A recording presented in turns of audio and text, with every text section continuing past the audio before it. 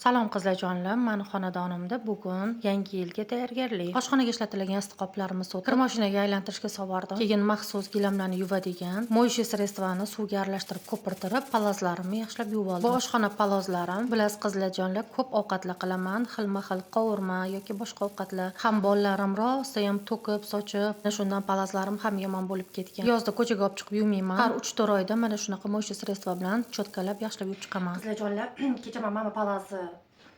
kecha mama palazi cho'tkalab yuvgandim. Mana bunaqa o'tirib yuvdimda, qo'limni bunaqa qilib ish qilaman.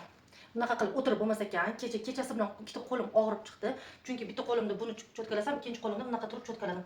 Bunaqa qilib qattiq bosib ish qilsanglar, mana bittaga tomiri qisib qo'yar ekanmiz qizlar. Mana shu qo'lim bugun ishdi. Ozgina ishdi mana shu qo'lim, bu qo'lim unchalik emas, lekin ikkalasi ham yomon og'irdi. Shuning uchun qo'limni mana bunaqa qilib turib tozalash kerak ekan. Bugun shu palazimni, ikkinchi palazimni shunaqa qilib tozalab olaman. Mana shunaqa qizlarjonlar, kecha birinchi palazimni yuvib chiqqan edim. 3 soatda cho'tkalab, ishqalab yuvganimda ancha vaqt ketib qoldi o'zi ham. Kechki payt kichkina o'g'limni bog'chadan olib, ko'tarib, yana maktabga katta o'g'limni olgani borganimda ham ko'tarib yurgandim. Shundan keyin juda ham og'riq kuchayib ketdi. Obezboливающий dori ichsam ham ta'sir qilmadi qizlarjonlar. Lekin Xudoga shukr, ertalabgacha o'tib ketdi og'riq. Ikkala palazim ham bugun juda ham yarqiradi. Bosib yurishga ham jalq. Ishlarimni tugatib, o'shanga qovali mantiq qilib qo'ydim. Videoyim shu yergacha ko'rgan bo'lsangiz, iltimos like bosib yuboringlar.